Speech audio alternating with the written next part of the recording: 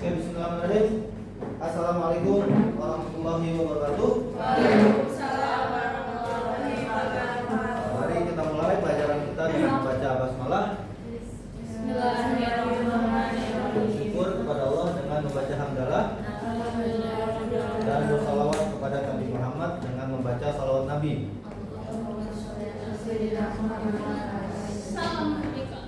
Oke, bismillah, alhamdulillah, wassalatu wassalamu ala rasulillah Muhammad bin Abdullah wa ala alihi wa mawala Muhammad. Apa kabar semuanya? Sehat ya?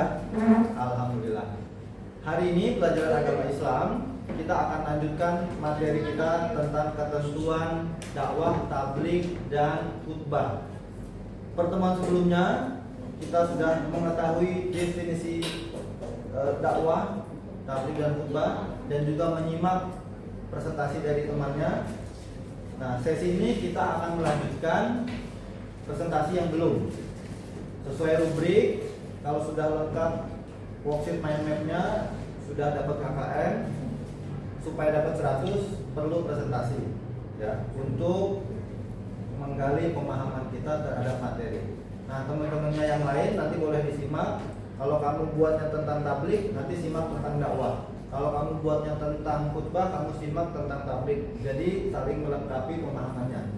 Oke? Setelah itu saya akan lanjutkan penjelasannya. Kita refleksi. Kalau masih ada waktu, nanti kita lakukan mini project.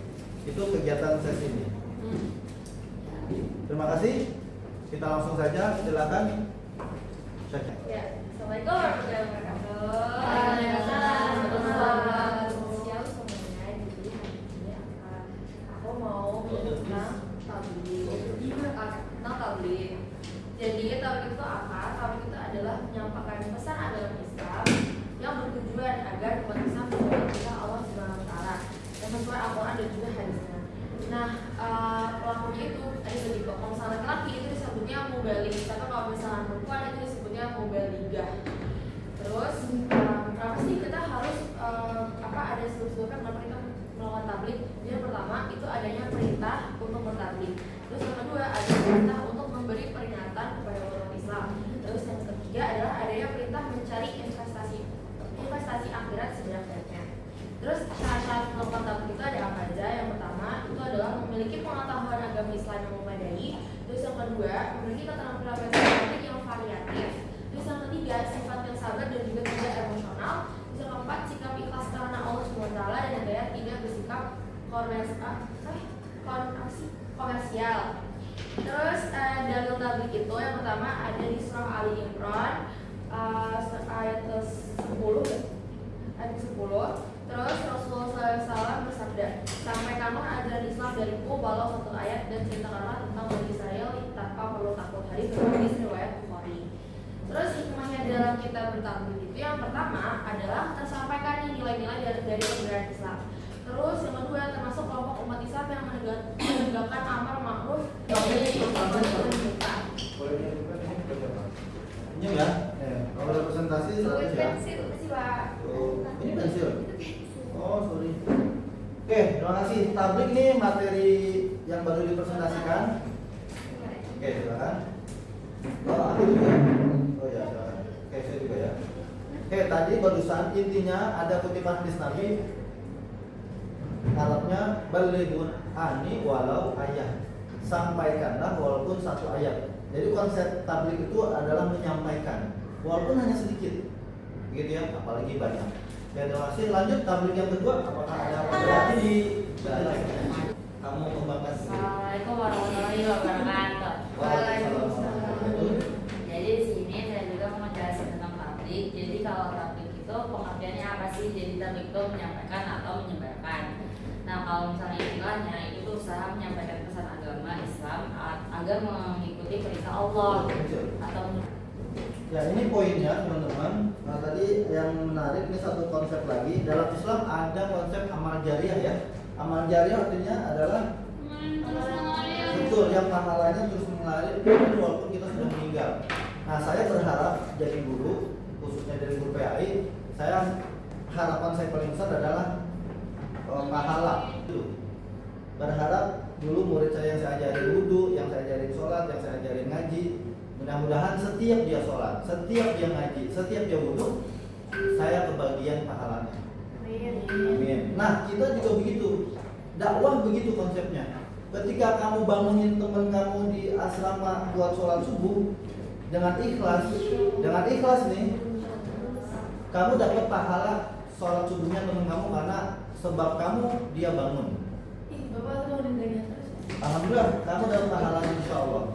Ya, yang penting tulus ikhlas. Banguninnya bukan mau bully atau bukan mau ngerjain gitu maksudnya. Kan ada yang bangunin yang cuma mau ngagetin ya kan.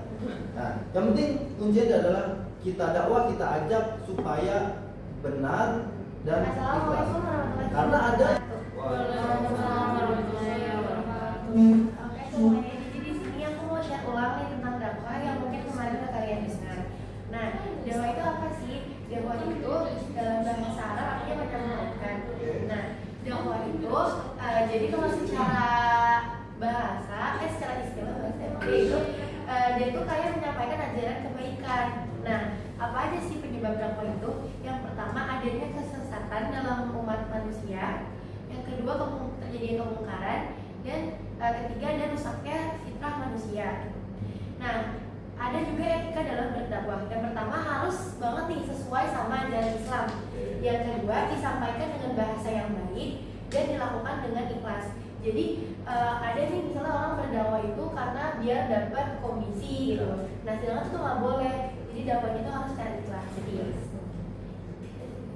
ya, sekian dari saya. Wassalamualaikum warahmatullahi wabarakatuh. Waalaikumsalam. Ini menarik ya. Yang menarik apa? Menurut saya development apa tadi? Development. Nah, itu bagus tuh. Ini sesuai dengan konteks era saat ini ya. Intinya dakwah itu boleh berkembang, improve. Zaman dulu belum ada medsos, dakwahnya ceramah, khutbah. Agak membosankan, tapi memang medianya hanya itu. Zaman sekarang nggak harus ceramah audiensnya hanya di depan 50 orang, 100 orang, 1000 orang. Tapi kalau dakwah digital sekalinya viral bisa jutaan, betul ya? Dan itu pasti membawa pengaruh juga yang banyak atau berdampak banyak. Saya kira cukup. Pernah lihat ini nggak? Apa? Gosok aja. Oh, kon dorong. Eksekusi oke kan? Masih, ya kon lebih blok. Pernah ngikutin beritanya? Ya, ini evaluasi buat kita semua. Saya tidak secara personal, tapi peristiwanya yang kita perlu evaluasi. Apa dari kejadian itu apa yang bikin viral? Pengetahuan yang goblok. Iya. Betul. Ya. Walaupun misalnya konteksnya bercanda atau apapun, tapi yang jelas sudah clear dia beliau udah minta maaf. Tapi saat itu memang viral, sangat disayangkan ya.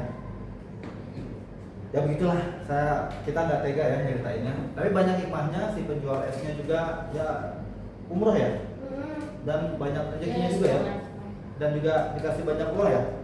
Ya intinya dakwah itu efeknya besar ya. Kalau kita salah dalam berdakwah seperti tadi, ya di media, apalagi di media sosial. Oke, satu lagi nih. Ya bawang, nanam bawang apa aja tadi.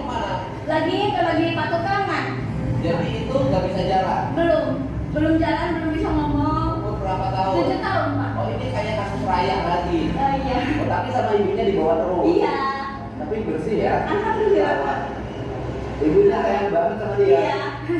Tiap malam walaupun dia tidurnya cuma dari jam 6 sampai jam 7, kayak sih.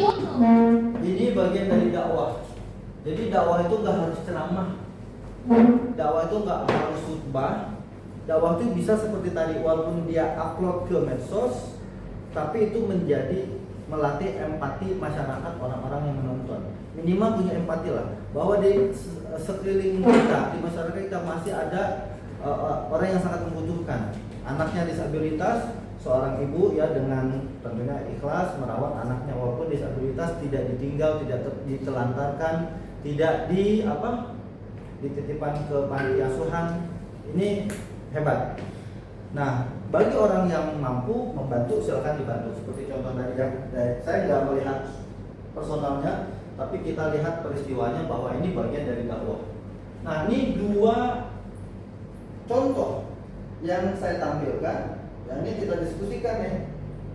Dan kita udah tahu lah mana yang baik, mana yang tidak ya, dari 2 contoh tadi. Dan itu adalah realitas dari kehidupan kita ya teman-teman. Jadi dakwah itu sangat, terutama di media sosial, teman-teman, kita mau upload, mau unggah, pertama harus ada value-nya menurut saya, dan juga harus ada etikanya, baik itu etika Islam maupun etika secara umum. Nah, kalau dalam speech tentunya ada intonasi, ada bahasa yang digunakan ya, kecuali privasi ya dengan teman, itu pun kita tahu normanya. Tapi kalau udah masuk medsos, mohon maaf ya, itu berarti akan banyak yang menonton.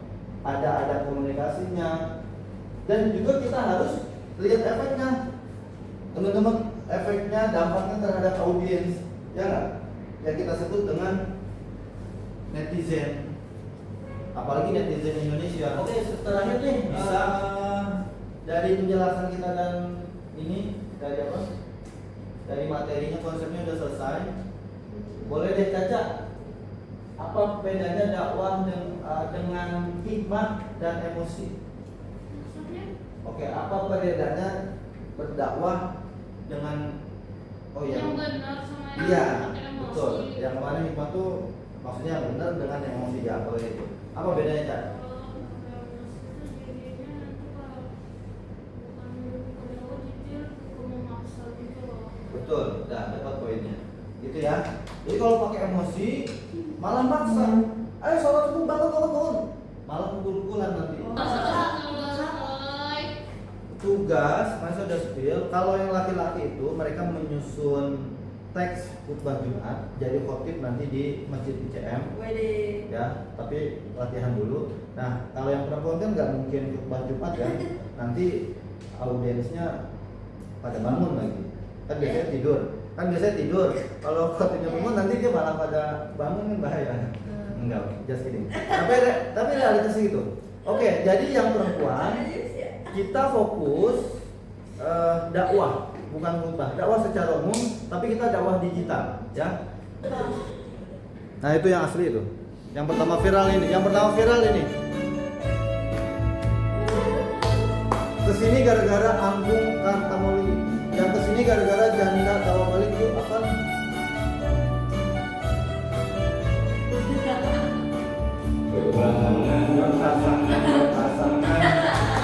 Janji koko.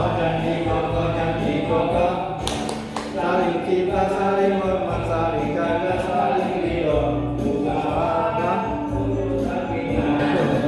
Ini termasuk konten dakwah digital, ya. Apa yang diajak? Iya.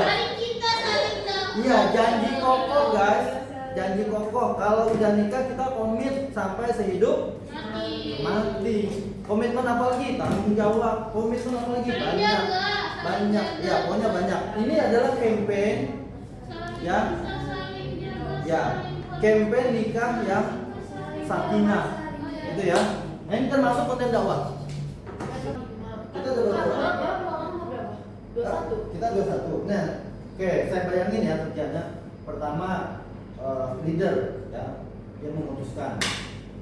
Nanti ada yang operator pelaksana, ya, bisa model, bisa editor, bisa sutradaranya. Kira-kira butuh berapa orang tuh? Yang penting jangan ada yang gabut. Ya udah 4 orang aja masih 4 orang? 5 atau 5? 5 berarti per orang 4. 5 Ya udah 5. Ya, 5 ya, silakan. Udah ya, ini satu kali di enter. Udah ya, start ya. Bismillah.